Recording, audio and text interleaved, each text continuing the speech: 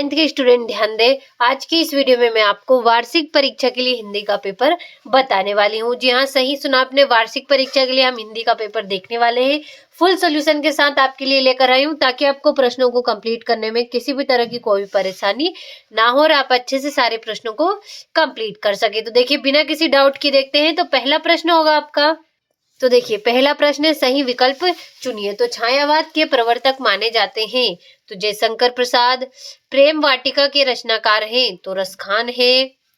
रसात्मक वाक्यम काव्यम परिभाषा किसकी है तो आचार्य विश्वनाथ की है। किस जानवर को कभी क्रोध नहीं आता तो गधा को। और माता पिता में समास है तो द्वंद्व समास है।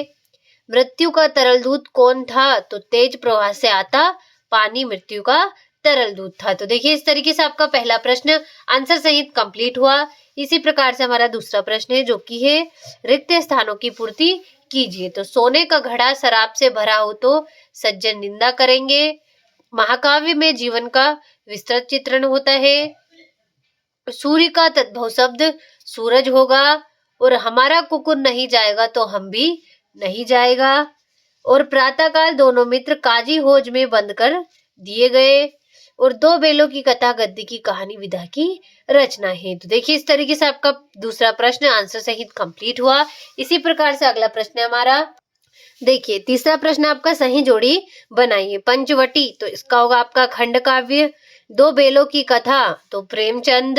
और विद्यालय तो विद्यालय का होगा आपका दीर्घ संधि। पतोहू की पहली संतान लड़की तो इसका होगा आपका परदादी।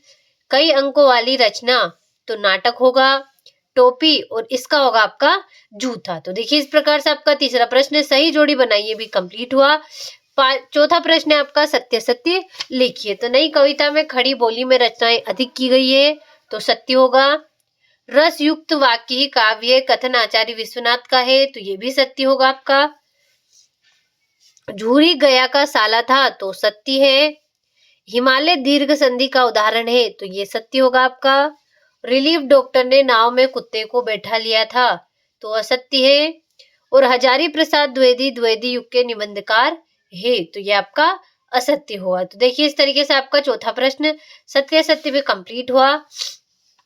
अब देख लेते हैं हमारा पांचवा प्रश्न जो कि है, एक वाक्य में उत्तर लिखिए। तो ना खाकर प्राणी क्या बनेगा तो अहंकारी। नायक के वृहद जीवन का चित्रण किस काव्य में होता है तो महाकाव्य में होता है। सांड को देखते ही कौन भयभीत हो गए तो हीरा और मोती। पंचामृत में कौन सा समास है तो द्विगु समास है। जनरल थिमैया का चित्र किसने मंगवाया था तो रेजू ने।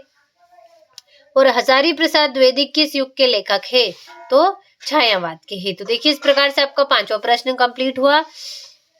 ये रहा आपका छठा प्रश्न। यहाँ से प्रश्नों का आंसर आपको आगे वीडियो में मैं पीडीएफ के माध्यम से बताने वाली हूँ। तो अभी के लिए इन प्रश्नों का अच्छे से स्क्रीनशॉट के माध्यम से इन्हें कंप्लीट करिए।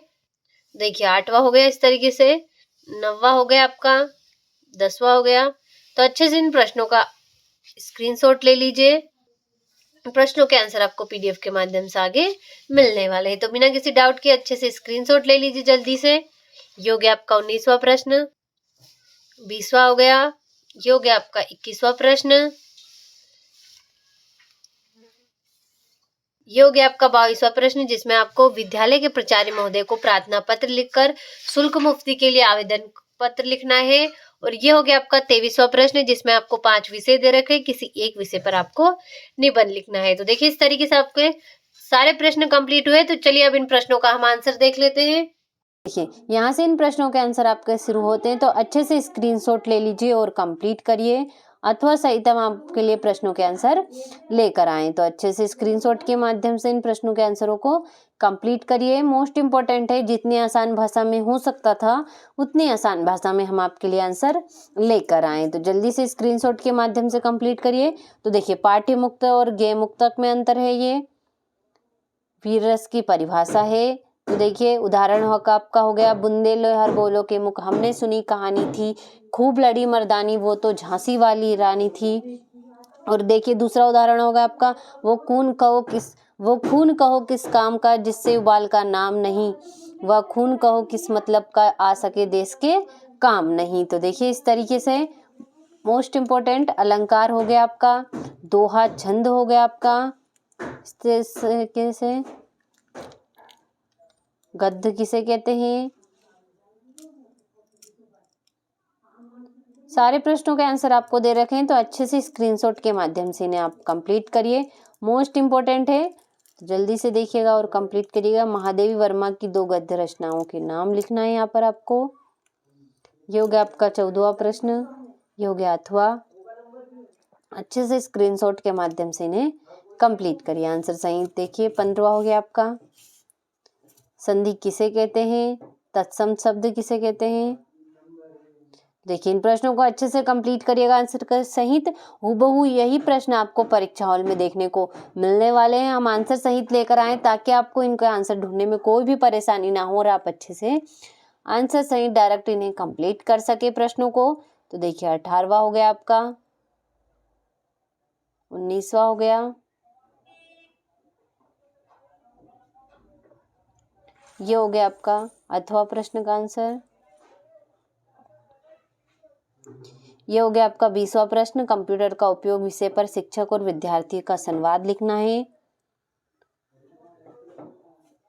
तो देखिए इस तरीके से अच्छे से आंसर सहित कंप्लीट करिए।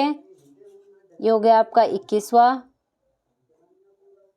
22वां हो गया आपका शुल्क मुक्ति के लिए निवेदन करना है आवेदन पत्र लिखकर। ये हो गया आपका परीक्षा की तैयारी जानकारी देने हेतु अपने पिताजी को पत्र लिखना है। तो देखिए इस तरीके से आपके सारे प्रश्नों के आंसर सहित कंप्लीट हुए।